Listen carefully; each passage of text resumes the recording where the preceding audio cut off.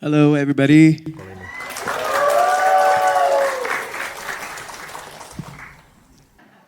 Hi. All right. I'm so happy to be here. I'm going to talk in English. Um, my name is Afghan, and I've been a singer for 17 years. I've made 7 albums. I've done countless of concerts throughout the years. I got to travel the world to make music, and I got invited to so many glamorous and prestigious events all around the world. All of the things that I could only dreamt of as a kid growing up in Jakarta. Everything sounds smooth sailing, isn't it? But was it really? The truth is, it has been a grueling journey for me to rediscover myself and to find my own voice in this world. But before we get into that, I want to share with you guys a little bit about my upbringing. So, my childhood was pretty much normal. I was a shy kid. I didn't really like to talk that much.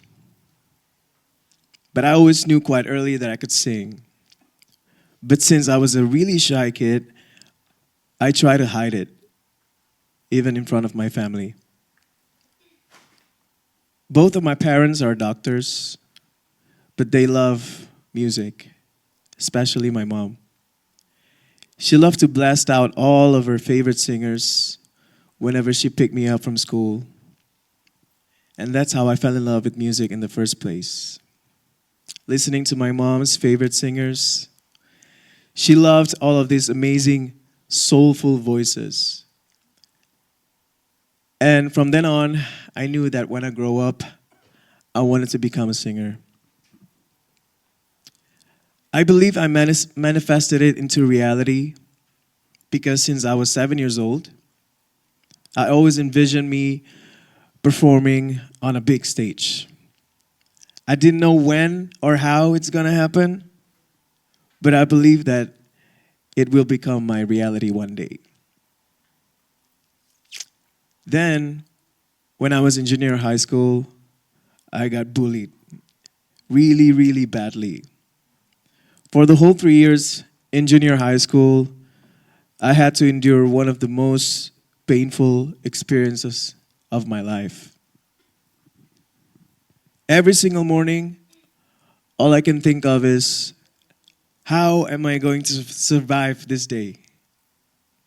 I was mentally and physically abused at that time, and I had no one to run to. I was only 12 when that happened, and I didn't know who I was as a person at that time. So internally, I let the bullying define me. I let all of those things that they said and done to me define who I was. I began to believe that I was worthless. I didn't have any self-value at all at the time, and I felt so alone. The one thing that got me through that horrible experience was music. Whenever I get back from school, I ran into my room and just locked myself inside the room and just listen to music and sing by myself. Music became my sanctuary, my own little safe haven, where I can escape my reality at the time, preparing myself for the next day when I will be tortured again in school. It's so ironic that all I ever dreamed of is to use my voice and sing, but in reality, the bullying took my voice away from me. I didn't have the courage to speak out for myself. I just want to hide from the world at that time. It was a very traumatic experience for me, and I didn't realize the long-term impact it had on me. Then, in 2007, I got discovered. Remember when I told you about manifesting? It actually happened. Who would have thought the day I skipped school and went to a karaoke place will be the day that changed my life forever. So one day, when I was still in high school, I went to a karaoke place. It was one of those places where you can actually record yourself singing and made a mixtape out of it.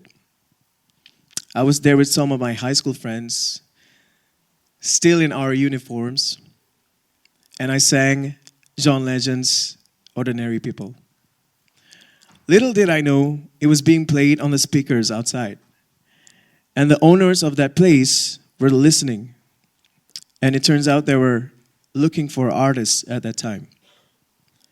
So the next thing I know, I got offered my first record deal. I was, as you can imagine, I was shocked. And I didn't really know how to respond because I couldn't believe that it was actually happening.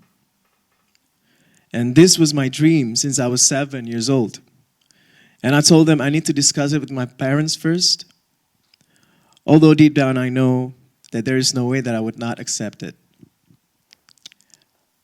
I ended up accepting the offer, but I had zero experience in recording and performing in front of an audience. I was already a shy person, but the bullying I experienced in school amplified my lack of self-confidence. It took a lot of courage for me to come out of my shell and to actively pursue my dream. While I was recording the album, I spent about 6 months performing from cafe to cafe. And I still remember the first payment I ever got was a gift voucher. Yeah.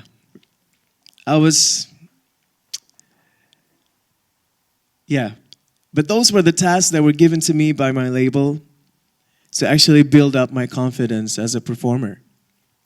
And at that time, it was such a nerve-wracking experience for me. Whenever I'm on stage, seeing the audience looking at me, I just froze.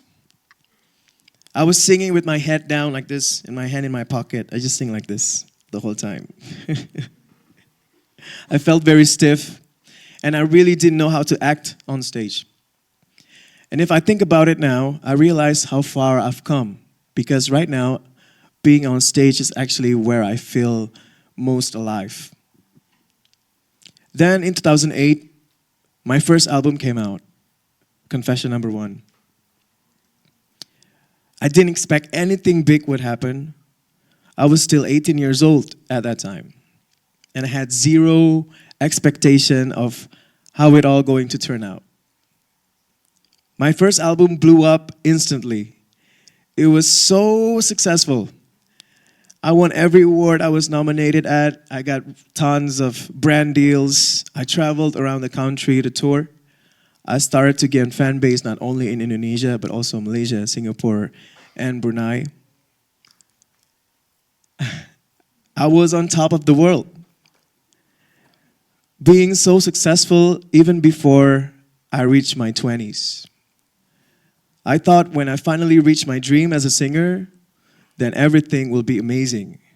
I will be happy, and everything will work out the way I want them to. But in reality, I was very lonely. I felt empty. I was in so much pain. And every time I did a show, there were like thousands of people screaming my name. And, it was full on euphoria. But when it's all over, I went back to my hotel room in total silence. And I had to face myself. I didn't know who I was at that time. I was actually losing myself in all of that chaos. All I know was I was in a lot of pain. At that time, I didn't realize, actually, from the bullying I experienced in school, had a really long-term impact on me, even after I became successful. As a result of the bullying, I created a false belief system. This is important. I created this false belief system about myself. It can become really toxic, and I was really traumatized, and I didn't seek for help. I started to create a wall, a distance from everybody. I thought that could protect me from the outside, when it only amplified the pain and the loneliness I felt at the time. I started to let myself be defined by external validations.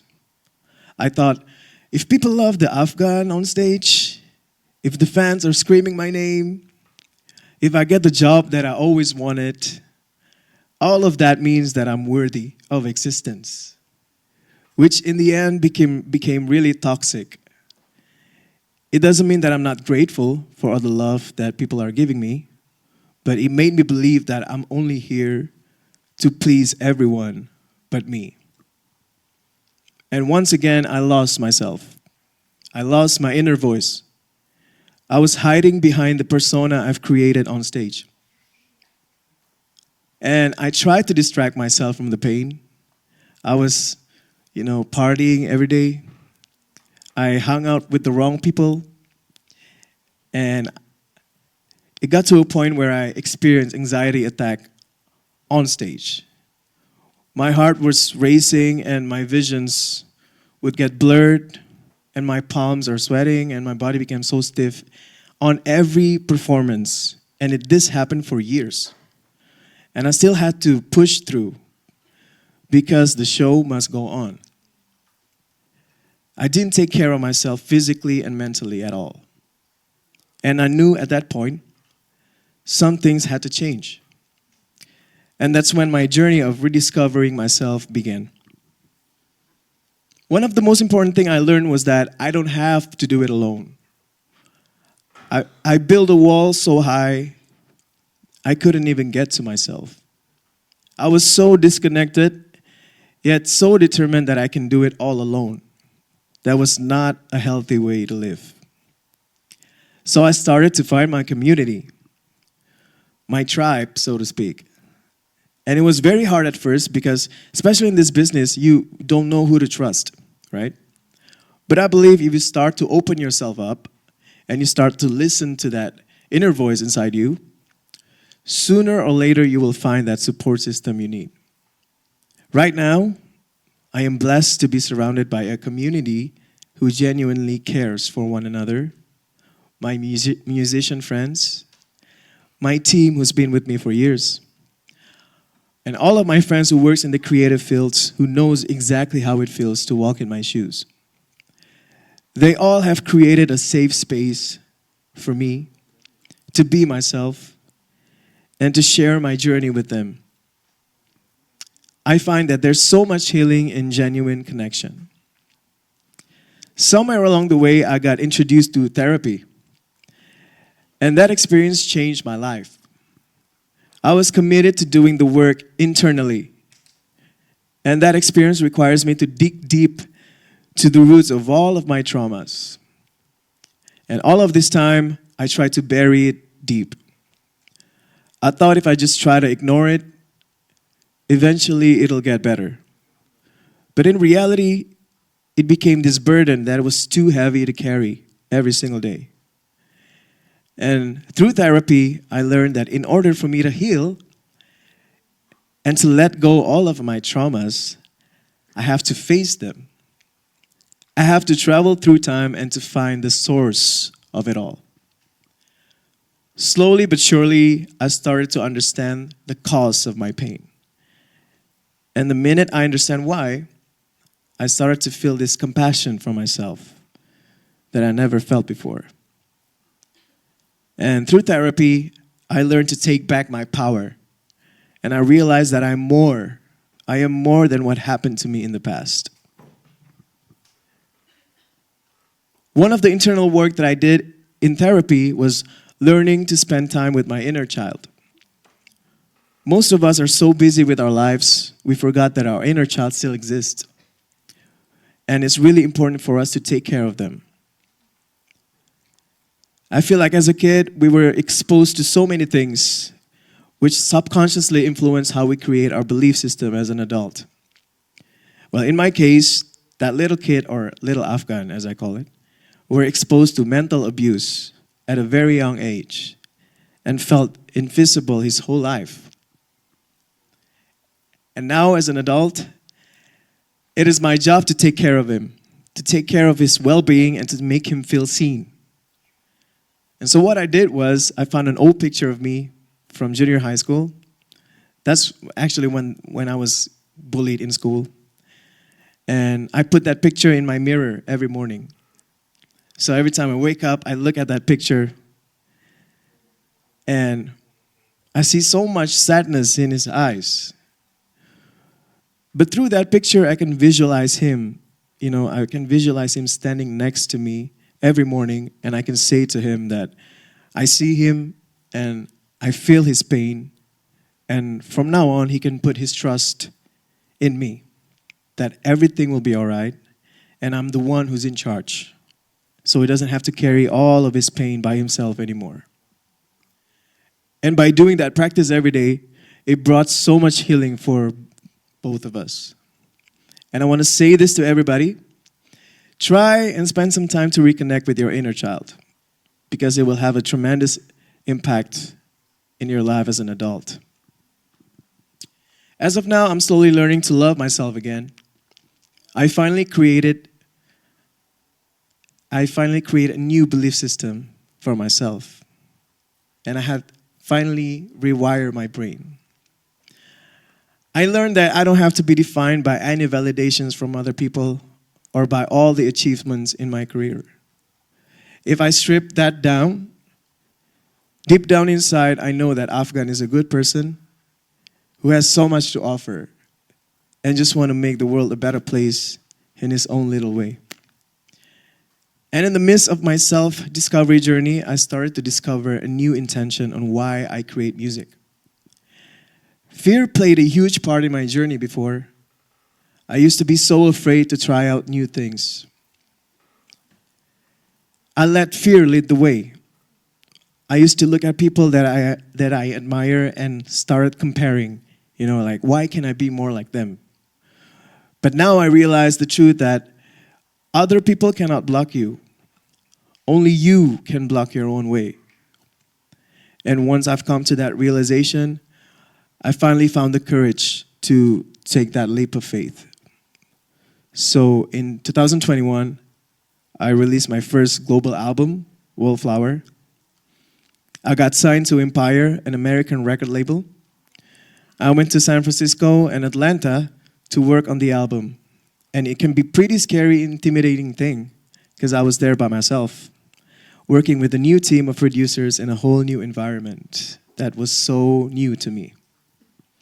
But I didn't want to let fear take control over my life anymore. So I stick to my intention, I paid attention, I observed, and I ended up learning so much on that trip. It became the most fun I've had making music. And the album Wallflower actually did surprisingly well. It went #1 in 10 different countries. And it opened a lot of doors for me to, many opportunities. I got to work with Jackson Wang, with B.I., and recently I got to work with Jesse. I truly feel when we open ourselves to new experiences and to just be receptive without any preconceived notions, we unblock a space in our lives for amazing things to happen. And this year, I embarked upon my first global tour. I went and did a small tour in New York, LA, and South Korea. I didn't bring my team with me and was traveling with only 2 people. But when you are in touch with your inner voice, you start to develop a deep trust with yourself that you are capable of doing whatever you want in life, as long as it rings true to your authentic self. I started to see it as my new little adventure. And the tour did well. We managed to overcome all of the challenges we had to face on the road. Again, I gained so much out of that trip. It gave me space to get even more connected to myself and to revisit the feeling of how it was when I first started my career 17 years ago. Because we had no crew with us. We basically had to do everything by ourselves. It taught me to be more grounded in life. And despite all of the pressure that comes with being in the music business, to always remember the feeling of pure joy and hunger I once felt as a kid who had a big dream of becoming a singer. And all I can say is, once you decide to take care of your well-being, to be more open and receptive to all the good in this life, and not to isolate yourself in pain anymore, you will find that guidance, that inner voice that will guide you to the right next path.